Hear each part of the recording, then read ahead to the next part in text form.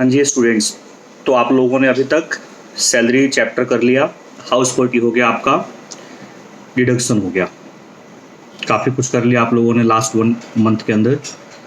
अब हम लोग टीडीएस स्टार्ट करेंगे आज से। आज से अपना जो शेड्यूल है वो टीडीएस का है। टीडीएस वैसे तो एक बहुत ही लेंदी, कॉम्प्लिकेटेड, कन्फ्यूजिंग चैप्टर है, बट इसका स्कोप सीए फाइनल में बहुत ज़्यादा है।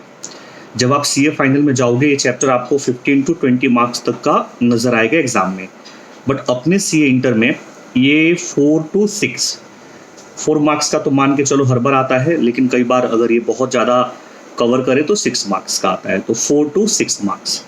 तो जब आप इस चैप्टर को पढ़ोगे तो कुछ बातों का ध्यान रखना है। एक तो स्टडी मॉड्यूल को रेफ़र नहीं करना इस चैप्टर के लिए, क्योंकि इंस्टीट्यूट का जो स्टडी मॉड्यूल है उसमें उन्होंने काफ़ी इन लेंथ कवर किया हुआ है। सीए फाइनल का पूरा मॉड्यूल उठा के इंटर में डाल दिया है, तो बहुत लेंदी है। आपको इस चैप्टर के लिए सिर्फ अपना वाला बुक रेफर करना है। हाँ, एक बार जब चैप्टर कंट्रोल में आ जाए उसके बाद फिर एक बार पढ़ लेना आप स्टडी, कोई इशू नहीं है, बट इनिशियली स्टडी रेफर करोगे कंफ्यूज जाओगे, नहीं देखने की ज़रूरत है, एग्जाम पर्पज के लिए देखने की ज़रूरत नहीं है, ये मैं आपको श्योर करता हूँ। दूसरा, देखो ये चैप्टर है क्या।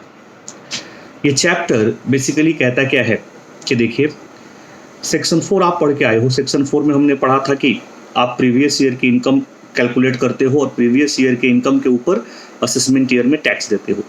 लेकिन ज़रा सोचने वाली बात है कि आप प्रीवियस ईयर में पूरे साल कमाओगे, उसके बाद असेसमेंट ईयर आएगा। असेसमेंट ईयर में 31 जुलाई, 30 सितंबर या 30 नवंबर तक आप टैक्स पे करोगे। तो सोचने वाली बात यह है कि तब तक वेट कैसे किया जाए, गवर्नमेंट इतना टाइम अपने रेवेन्यू के लिए वेट कैसे करेगी। तो गवर्नमेंट ने टैक्स रिकवर करने के लिए कुछ तरीके निकाले। उन्होंने कहा कि देखिए, आपका चार्जिंग सेक्शन जैसा पहले था वैसा ही है, आप प्रीवियस ईयर में कमाओ, असेसमेंट ईयर में जो रिटर्न फाइल करने की ड्यू डेट है तब तक आप हमें टैक्स पे कर देना, कोई इशू नहीं है। बट हम जब आपसे टैक्स रिकवर करेंगे तो रिकवरी के तरीके अलग होंगे, और गवर्नमेंट ने रिकवरी के लिए जो मैकेनिज्म बनाया उसमें टीडीएस नाम का एक कॉन्सेप्ट है। इसको हम प्रीपेड टैक्स के नाम से जानते हैं। फॉर एग्जांपल, सपोज मैं किसी क्लाइंट को अपनी सर्विस देता हूं और वो क्लाइंट मुझे 50 लाख रुपए की फीस देता है। तो ये 50 लाख अगर मैंने प्रीवियस ईयर 1920 में अर्न किया तो 2021 असेसमेंट ईयर में मैं टैक्स दूंगा, जो भी मेरा रिटर्न फाइल करने का ड्यू डेट होगा वहां तक। लॉ मेकर कहता है कि नहीं, जब आपका क्लाइंट आपको 50 लाख रुपीस देगा तो आपने अर्न तो 50 लाख किया, लेकिन वो आपको 50 देगा नहीं, वो उसमें से टीडीएस काट लेगा, और ये टीडीएस काटना लीगल रिक्वायरमेंट है। अब वो टीडीएस काटेगा। सपोज मैंने उसको बिल रेज किया 50 लाख का, उसके ऊपर मैंने जीएसटी जोड़ा होगा, जीएसटी को थोड़ी देर के लिए इग्नोर कर देते हैं। मैंने 50 लाख का बिल रेज किया, अब वो मुझे 45 लाख पे करेगा, क्योंकि प्रोफेशनल फीस के ऊपर जो टीडीएस का रेट है वो 10% है, तो मुझे पे करेगा 45 लाख, लेकिन मेरी अर्निंग तो है 50 लाख की। तो मैं अपने ग्रॉस टोटल इनकम में 50 लाख दिखाऊंगा। टोटल इनकम भी मेरी 50 लाख है। मान लीजिए 80C से लेके 80U का मेरा कोई डिडक्शन नहीं है।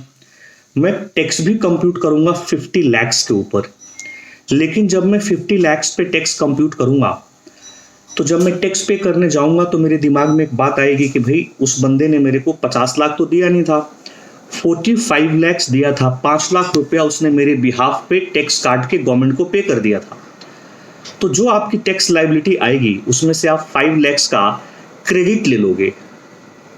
जैसे याद करिए जीएसटी में हम लोग इनपुट टैक्स क्रेडिट लेते थे। तो ये चैप्टर है, जब भी कोई किसी को पेमेंट करेगा, ध्यान दीजिएगा, जब भी कोई किसी को पेमेंट करेगा, अब पेमेंट किस चीज़ की होगी, तो पेमेंट आपने जरूर कोई सर्विस लिया होगा, आपने कोई फैसिलिटी ली होगी, आपने कुछ परचेज किया होगा। तो ये चैप्टर आपको सिर्फ ये बताएगा कि जब जब आप ये पेमेंट करोगे तो जो पेयर होगा, याद रखिएगा, पेयर को टीडीएस काटना होता है। पेयर को इस चैप्टर में हम लोग डिडक्टर कहेंगे। तो यहाँ बहुत सारे सेक्शंस हैं, जैसे डिडक्शन में थे ना वैसे ही यहाँ पे हैं। मज़ेदार चैप्टर है, थोड़ा दिमाग लगा के पढ़ोगे तो मज़ा आएगा। आगे जाके प्रैक्टिकल लाइफ में जब आप आर्टिकलशिप करने जाओगे तो सबसे पहले इम्पॉर्टेंट चैप्टर यही काम आएगा आपको, टीडीएस का। कोई भी आपको टीडीएस से रिलेटेड क्वेरी पूछ देगा कहीं पे भी, ठीक। तो यहाँ पे एक होगा डिडक्टर। डिडक्टर वो होता है जो टैक्स डिडक्ट करता है, और ये हमेशा वो होगा जो पे करेगा। तो पेयर कब कब टीडीएस काटेगा, सबसे पहले तो इस चैप्टर में हमको ये पढ़ना है। तो सबसे पहले आप ये देखोगे कि कितने टाइप की पेमेंट है जिसके ऊपर टीडीएस का प्रोविजन है, जैसे सैलरी पे है, इंटरेस्ट पे है, रेंट पे है, कॉन्ट्रैक्टर पे है, प्रोफेशनल फीस के ऊपर है, फीस कमीशन के ऊपर है। पहले तो पूरे चैप्टर में हमें यही सारी चीज देखनी है। फिर कौन टीडीएस काटेगा, किस रेट से काटेगा, किस अमाउंट पे काटेगा, और कुछ मिनिमम लिमिट ऐसी भी होगी जिस पे टीडीएस नहीं कटेगा। लेकिन टीडीएस नहीं कटेगा इसका मतलब ये नहीं कि वो एग्जेम्प्ट हो जाएगा, उसका मतलब उस पर आप टैक्स दोगे। जैसे मान लीजिए प्रोफेशनल फीस पे 30,000 रुपये तक का पे टीडीएस नहीं कटता, तो मैंने पूरे साल में किसी क्लाइंट को 10,000 रुपये की सर्विस दी, तो 10,000 पे टीडीएस तो नहीं काटेगा क्योंकि उसके ऊपर टीडीएस का प्रोविजन नहीं अप्लाई होता है। लेकिन मैं अपने इनकम में उस 10,000 को ऐड करूंगा क्योंकि प्रोफेशनल इनकम एग्जाम तो होती नहीं है, उस पर तो मुझे टैक्स देना ही है। तो जैसे डिडक्शन में आप लोग तैयार करके आए हो कि डिडक्शन किसको मिलेगी, कितने अमाउंट की मिलेगी, कहाँ से मिलेगी और कौन सी कंडीशन से, वैसे ही यहाँ पे इस चैप्टर के अंदर कौन टीडीएस काटेगा, नेचर ऑफ पेमेंट क्या होगा, रेट क्या होगा, और वो कौन सा अमाउंट है जिस पे टीडीएस नहीं कटेगा, ठीक है। इस तरीके से आपको चैप्टर पढ़ना है। स्टडी मॉड्यूल को बिल्कुल रेफर मत करिएगा, बहुत ही वास्ट कवरेज वहाँ पे दे रखा है, बहुत ही डिटेल कवरेज वहाँ पे दे रखा है जो आपको करने की ज़रूरत नहीं है। उसका समराइज फॉर्म हम लोगों ने बुक में बना दिया है और 4 से 6 नंबर के लिए मोर देन इनफ है। 1-2 सेक्शंस में अमाउंट की करेक्शन है। जब आप वीडियो देखोगे तो वीडियो में वो बिल्कुल ठीक है, मतलब जो वीडियो आपके सामने है वो बिल्कुल अपडेटेड है, लेकिन अपनी वाली जो मल्टी कलर जो डबल कलर बुक है जो आपको इशू किया गया है, उसमें 1-2 जगह क्या किया कंपाइल करने वाले ने कि वो पुराना चैप्टर ही उठा के डाल दिया। तो 2 जगह या 3 जगह अमाउंट की करेक्शन है, वो मैं आपको ग्रुप पे डाल दूंगा कि कहाँ कहाँ करेक्शन है। एक तो जब आप सेक्शन 194I पढ़िएगा तो वहाँ पे 1,80,000 रुपये के रेंट पे टीडीएस नहीं कटता, वो 1,80 अब 2,40,000 हो गया है। आप वीडियो देखोगे तो उसमें 240 ही पढ़ाया है मैंने, बस इस किताब में वो करेक्शन कर लीजिएगा। और एक 193 के अंदर जहाँ पे इंटरेस्ट का अमाउंट चेंज हो गया है, वो अमेंडेड ही है लेक्चर के अंदर, बस किताब में अमेंड करना है, वो आपको मैं पेज नंबर के साथ साथ बता दूंगा। 1-2 सेक्शन इंस्टीट्यूट के स्टडी में एक्स्ट्रा है, वो मैंने लेक्चर में कवर नहीं किया है, वो स्टडी के थ्रू लेक्चर में कवर है, किताब में नोट्स में कवर नहीं है क्योंकि स्टडी में उसका कंटेंट काफ़ी अच्छा है, तो वो आपको स्टडी से ही पढ़ना पड़ेगा। जैसे 194N 194M टाइप के सेक्शन से 2-3 सेक्शन से ये स्टडी से कवर करना पड़ेगा क्योंकि, लेकिन हाँ लेक्चर्स में जरूर वो कवर है। तो जब वो सेक्शंस हो आप रेफर कर लीजिएगा इंस्टीट्यूट का स्टडी मॉड्यूल, या फिर मैं उसका फोटो क्लिक करके आपको शेयर कर दूंगा, लेकिन वो तो खैर बात की बात है, ठीक। शुरू में मैंने कुछ इंपॉर्टेंट सेक्शंस कवर किए होंगे छोटे छोटे समझाने के लिए। बहुत ध्यान से इस चैप्टर को पढ़ना, कंप्लायंस का चैप्टर है, कैलकुलेशन का नहीं है, तो अगर कंसंट्रेशन से नहीं देखोगे तो दिक्कत आ जाएगी, ठीक। तो ध्यान रखिएगा, जब भी कोई किसी को पेमेंट करेगा तो उस पर टीडीएस काटेगा अगर इस चैप्टर में वो कवर है। तो सबसे पहले कौन काटेगा टीडीएस, आपको ये ध्यान रखना है, सेक्शन क्या है ये ध्यान रखना है, क्या रेट है। अच्छा, टीडीएस का रेट याद रखिएगा, इस चैप्टर में जो रेट आप पढ़ोगे ना 10%, 20% जो भी है, इसमें सेस और सरचार्ज नहीं लेना है, जो रेट लिखा है वही लेना है। अगर टीडीएस का रेट 10%, 10%। हाँ, एक सेक्शन मिलेगा आपको नॉन रेजिडेंट वाला, स्पोर्ट्समैन वाला, वहाँ से सरचार्ज जोड़ना है और सैलरी में जोड़ना है।